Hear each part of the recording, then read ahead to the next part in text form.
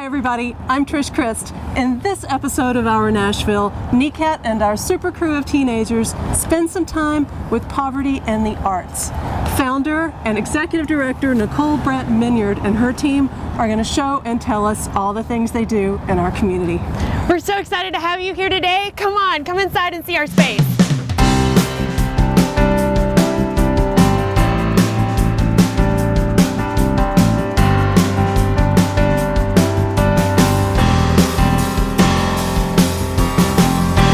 It's our Nashville. It's our Nashville. It's our Nashville. We all know how to talk about our organization during meetings, but what about the chance encounter of a lifetime? You never know who may share your next elevator, notice your logo on a notebook or a tote bag, and ask what you do. What's the clearest, most persuasive thing you can say in a short elevator ride? Poverty in the Arts is a social enterprise nonprofit that provides supplies, space, training, and a marketplace to individuals impacted by homelessness. And our goal is to help them earn creative supplemental income, develop professional skills to access higher waged employment, and to develop relationships to transition and maintain housing. This is a very special idea, Nicole, and I know it was yours. So tell me how did Poverty in the Arts come to pass? Yeah, so I am originally from a really small town in Kentucky, and growing up, the narratives told to me about homelessness were pretty stereotypical. And my senior year of high school, I got connected with a guy who would go to one of our bigger cities in Louisville, and he would sometimes pass out socks or coffee, but really he would just spend the day with them and get to know them. And so I would start going with him on these trips, and one of the things that I realized is that my stereotypes were completely wrong, and that these people were creative and resourceful, but were unable to connect into traditional society due to a variety of factors. And so I moved to Nashville in 2010 to attend Belmont University, and I got a work-study job on the Department of Service Learning's and I was supposed to plan 3 community service projects a semester for Belmont students. So I knew I wanted to figure out a way to recreate that space that I'd experienced in Kentucky. But since I had just moved to Nashville, I didn't know where any homeless camps or tents were. Sure. I didn't have that network. And so I started to play with this idea of art could be the space in which we meet together and become equals. And instead of serving someone a meal at a soup kitchen or giving them money on the side of the street, we see a more whole side of who this individual is. And we see them as creative and talented. And so I was super skeptical of homeless organizations at the beginning. And I started by going to Church Street Park across from the downtown public library. And again, I would bring socks and coffee and just get to know people. I learned what they didn't like, hear what they did like. And this organization, Room in the Inn, kept coming up here in Nashville as an organization that they really felt valued and respected by. And so I looked in more to Room in the Inn, and I found out that they had an art studio. And so I reached out to their staff, and I pitched this idea of a Poverty in the Arts event where we would have visual art, music, and creative writing, and we'd invite Belmont students to come in and participate in one of those arts with their homeless participants. And so we hosted our very first one in November 2011, and we passed out feedback evaluations to the Belmont students and asked, did this change your stereotypes or your perception? But we also surprisingly got wonderful feedback from the homeless participants at Room in the Inn, and the staff would ask us and say weeks and weeks later they were wondering when we were coming back. Because while they have an art studio, it's usually one person coming in and teaching a room full of homeless people art. And we had created an environment and a space where dozens of college students were wanting to know what their dreams and goals were or how their morning was and connect in a little deeper way than just there to serve and then I'm out. And so we hosted another Poverty in the Arts event for the community that next spring, and we ended up incorporating improv theater, which was also a wonderful art form to watch how people come in one mood and can leave in a different. And so we were hosting these every semester, and I started to get questions, especially in visual art, like how do I get my art in a coffee shop? Or people see me drawing on the street every day, how can I sell it to them without a cop coming up and stopping me? Because you have to have a street vendor's license. And so when I was looking at this program that I had started, and I was getting ready to graduate Belmont University, and I was thinking about what was going to happen after that and what this program that I started was. I knew that I didn't want to repeat services. And I was told that over and over again. We don't need more nonprofits competing for funding for the exact same services. And so I really started to identify the programming that was happening and the direct services happening in Nashville, and especially targeted to the homeless community. And I saw that while there were art therapy services and while there were opportunities to create art, our homeless participants and our people experiencing homelessness struggle maintaining traditional 40-hour-a-week jobs, and they desperately need that supplemental income, which gives them greater autonomy in their day-to-day lives. And so I started to think about, what if we could focus on providing them creative outlets, but also offer them a marketplace and training to sell that artwork and gain supplemental income. And we have found that so valuable in our artists being able to buy bus passes, which controls how they get around. We found that our artists can buy cell phone minutes, which allows them access to data plans and internet, which again, when you try to get employment, it's much easier to do so with an email address than without. And so we have found that that supplemental income aspect of providing that marketplace to people impacted by homelessness here in Nashville was that missing piece that we were so hoping to complement. And when our artists come into our program, you know, many of them are in survival mode.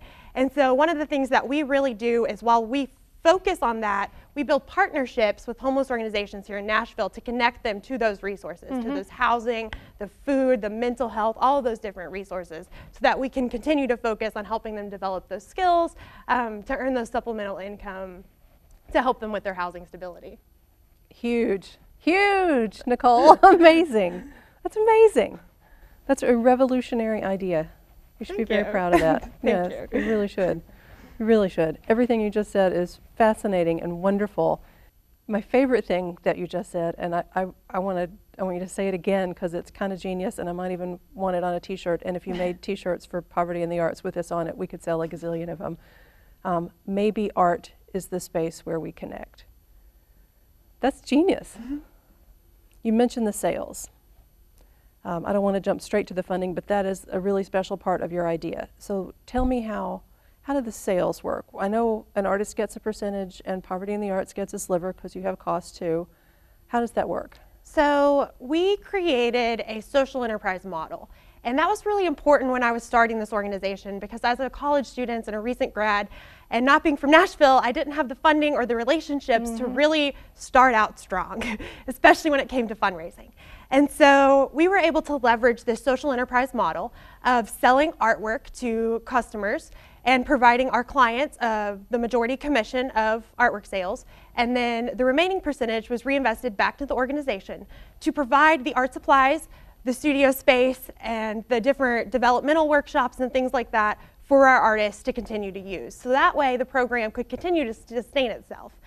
So for people who have never been to Poverty in the Arts, to your facility before, what's it like? If I go there, what will I see? What will I do? What's a typical day? Is there a typical day? There's probably no typical day, but we're open throughout the week and on weekends, and for both our artists to come and create, as well as the community to come and to meet them and purchase art. When our artists come, we have a variety of art supplies. We have 2 sewing machines that were donated. We have a variety of fiber arts material, painting, acrylic, oil, watercolor. We even have a record player, a coffee pot, a refrigerator. And then this past spring, we actually received the Frisk Foundation Technology Grant, and we're able to purchase a desktop computer for our studio for our artists to use, as well as a high-res camera with 2 lenses for our artists to start getting access to, again, more of those professional skills, as well as kind of helps our staff focus on other things. And so we have 2 gallery spaces. And our artists, when they join our collective, get a space on the gallery wall. And then we also have an office and a kitchen in the back. And then the kitchen was one of those things that we weren't prioritizing, but ended up being an incredible blessing, because our artists lack access to kitchens, wow, they yes. might have food stamps, but and rice may be cheap, but without a stove to cook it on, you're really limited. And some of our artists, due to criminal history, may actually be able to transition into some old hotels that are turned into apartments, but they actually don't have kitchens either.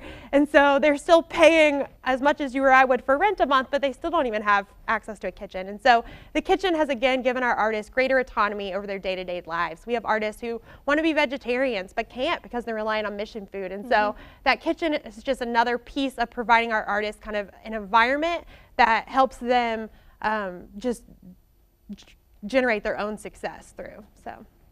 We tend to fear things we don't know and things we don't understand, and it makes perfect sense that you do background checks on members and so forth. What would you say to someone who might be afraid of homeless people just because they've never been around homeless people? How would you encourage someone to go beyond that? Yeah. So I think one of the biggest problems that I see with society is how demographically stratified we are, and our day-to-day activities don't often put us in interaction with people who aren't like us, whether that's class level or ethnicity or ability or any of those variety of factors that separate us and keep us in our bubbles. And so one of the things that our organization does is it provides a safe environment for community members to interact directly with people they might not normally interact with. And so whether they're coming in and just volunteering in the studio or coming into one of our art crawls and able to hear that artist's story about a piece of art and become a customer and make a direct investment in that artist's life, we are providing an environment that can reshape those stereotypes and those cultural narratives. And I think art is a really powerful way, or I think art is a really powerful thing that can shape and tell the narratives about our society. And so one of the things art does for our artists is it gives them an opportunity to reclaim their voice and to not be told who they are by society, but instead reshape who they get to be and create their own vision and voice and be producers and creators. Well, my name is Helen Stackhouse. I print under the name A.M. Hassan, which is Amatullah Musaswara Hassan, which means female servant of God, the creator, the designer, one who improves or beautifies. I'm transitioning right now into paintings that have a message that people can read. And since I am Muslim, and there's a lot of misinformation out there about Islam, and so I said, well, why not put parts of the Quran on my paintings that relate to what the picture is? So this one is, he merges night into day and merges day into night and has subjected the sun and the moon to his law. Each one runs its course for a term appointed. And you've got the moon is up and the sun's going down. And such is Allah, your Lord, to him belongs all domain. And those who you invoke besides him have not the least power. And this is from the Holy Quran, 35:13. I took one look and said, yeah, this is where I need to be, because the art is so diverse, it's so different. Everybody's doing their own thing, and everybody's happy doing their own thing. It's like a big happy family, because we all have one thing in common. We've all been homeless. People who haven't been homeless don't understand, but we all understand where we're coming from here. And the people that society pushes to the side are the very people they need to embrace, because you can see all this creativity, here. And just think about the other people that are out there that don't have the time or the energy to even express themselves in any way. My name is Gwendolyn Johnson. My nickname is Gigi. And I like painting. I also do jewelry. First, I have a warrior. He's a young warrior. The colors signify his tribe. And this one, I've always wanted to do an African tree, and I just started exploring with colors. I painted it silver first, then I went in, I put a little sunny background where the sun is going down. I decided to put these are crows and a little elephant. And this picture over here makes me think about everything being new again. It can either be fall or it could be spring. I love jewelry. I love expensive jewelry. So I decided, since I can't afford it, I'll buy the beads and make it myself. Well, I'm just so grateful to be a part of Poverty in the Arts family, because not only am I able to express what's inside of me, but I can reach other people with my art as well. And we're encouraged so much at Poverty in the Arts to not just be simple, but just explore who you are. And I'm able to express myself here. I'm really able to express myself here. I'm Carolina Smith. I'm the office manager here. So I handle all things administrative, paying our artists for artwork that's sold by their customers, and lots of other fun stuff. What I love about Poverty in the Arts is that not only does it give me a place to meet and interact with people I may not have otherwise, but it gives me a place to get to know them in a way that I would not have otherwise. Because I really believe that art is a universal language, and it teaches you about someone, things that you would not have known about them otherwise. And so I think that it's important to have a space for people to do that, especially a space for people that may not have that opportunity otherwise. And so I really think that that is why that's important here, because it allows people to communicate in that universal way and connect in that way as well. My name is Kateri, and there's some debate as to how to pronounce that, but that's what my story, and I'm sticking to it. Not having a home at the time, I was homeless when I joined Poverty in the Arts, and I've since been have housing, so I've been there almost 3 years. So home is really important to me, having a sense of belonging and being somewhere, other than sitting on a wall out in the street. So my first impression was home. I've made friends here. It's just a community. You just feel that you're accepted. We all have the same experience as far as, experiencing homelessness. So that's a bond. You really don't know a person, the trauma that they've gone through in homeless experience unless you've been homeless. So there's a bond there, in that aspect. But then there's also the artistic. So it's just, it's a wonderful place to be with other artists. I'm Ellie Kane. I'm an artist here at Poverty in the Arts. This is some of my art. I've mostly the past few years used gel pens and pencils and markers, usually a combination. I like to mix medias and mediums. But then I started getting back into acrylics again. I hadn't in a long time. This was my first getting back into acrylics. I feel like a lot of women who end up homeless are not homeless because of poor choices, but because they're trying to reclaim their life, trying to get safe.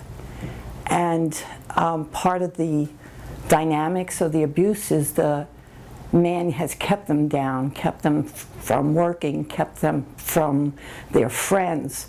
So when they leave, they've got nothing to go to, and they end up homeless. I think that one of the reasons I create things really colorful is I just like to make people happy. I like to contrast some of the darkness and the sorrow from my past and create something beautiful instead and uplift people. I'm Beth Gunn, and I'm an artist with Poverty in the Arts. This is one of my first ones. There's actually a poem I wrote on the back. This one is called Fruits and Veggies. It's a watercolor, and I also painted the glass. And I wrote fruits and veggies around the frame. This one I illustrated as a visor. just kind of funky. It's not exactly night sky, but you know, usually people play golf or tennis in these, so it's like my aim is to. Performing arts was too fast, and too intangible. Like so many aspects of it were just so intangible that I couldn't get a grip on it, and it really fazed me. So doing the visual art has helped me balance out a lot. Okay, I'm Micah James. I am the program coordinator at Poverty in the Arts.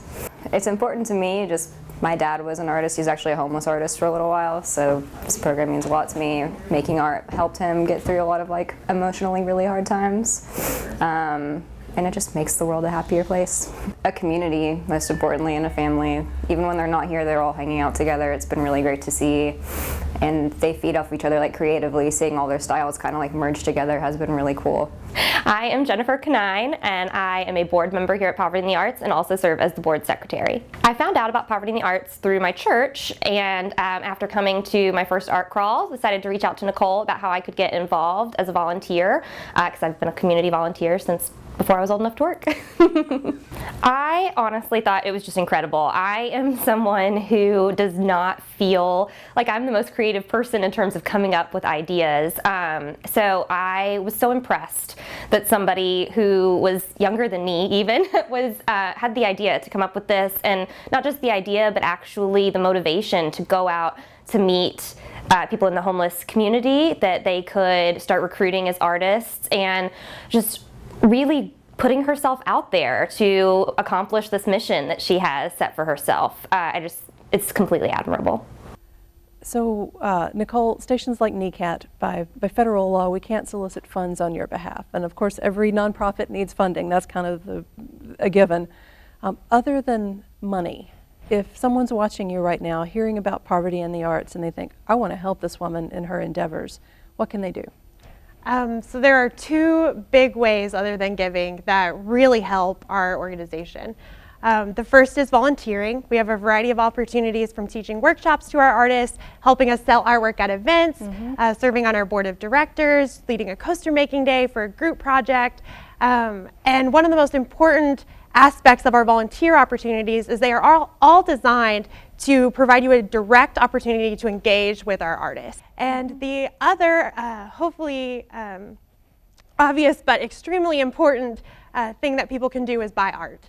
Owning original, that's fun. Absolutely. Owning original artwork is exciting because it's one of a kind. No one else is going to have the thing that you purchase.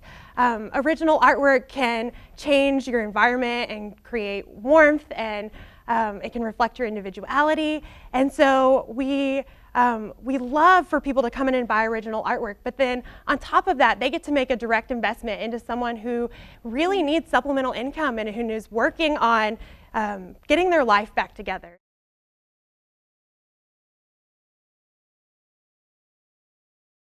Okay, Nicole, I have one final segment for you, and it's a surprise. It's the speed round segment, where just like when we were kids, we would play the game, and I'll ask a question, and the first answer that comes into your mind, just let it fly out of your mouth, and we'll zoom on to the next question. Okay. Okay. All right, here we go. Speed round with Nicole Brandt. Name 3 problems for homeless people. Lack of consistent supplemental income, lack of education and training, and lack of support networks due to trauma and past relationships. What price is the most expensive piece of art POVA currently has for sale? It is $400, and I wish I knew the dimensions, but it was actually a piece that Kateri created through a collaboration, and it was a church had donated the canvas, so we didn't have to buy the canvas, and Kateri created a live painting piece during this collaboration, and we still have the art piece from it, so it's on sale for $400. Wow. What percentage of money does an artist receive when a piece of art is sold? Currently, the artists receive 60% of original artwork sales, and the 40% is reinvested back into the organization. What is art? Art is the ability to express things that you can't necessarily put words on, and that makes your message digestible for other people and for consumption, which allows you to create and disseminate narratives. Wow. I've asked that question several times before, and that is the coolest answer I've ever heard for what is art. What's the best thing about your job? Getting to meet our clients and getting to build relationships with them, and really recognizing the different and diverse factors that lead to homelessness. What's the hardest thing about your job? The hardest thing about my job is working with people who are in survival mode and are very dependent, while myself also feeling like sometimes I'm in survival mode and not having my own stability because of the time and age that I decided to create this organization. One of the things that I had to learn really early was to create boundaries for myself. What mark do you want Poverty in the Arts to make on the world? Again, I think the biggest thing is just allowing the community to connect with people in different ways, and really reshaping cultural narratives about marginalized communities and about people that don't often get their voices heard. What word do you say more than any other word at work? Probably help. I feel like I need a lot of help. And oftentimes I have no idea what I'm doing, and it's a learning process every single step of the way. My last question for you, my friend, is what is your website? povertyandthearts.org. Thank you for your bravery in creating this organization. It's revolutionary, and thanks for talking to us. Thank you so much.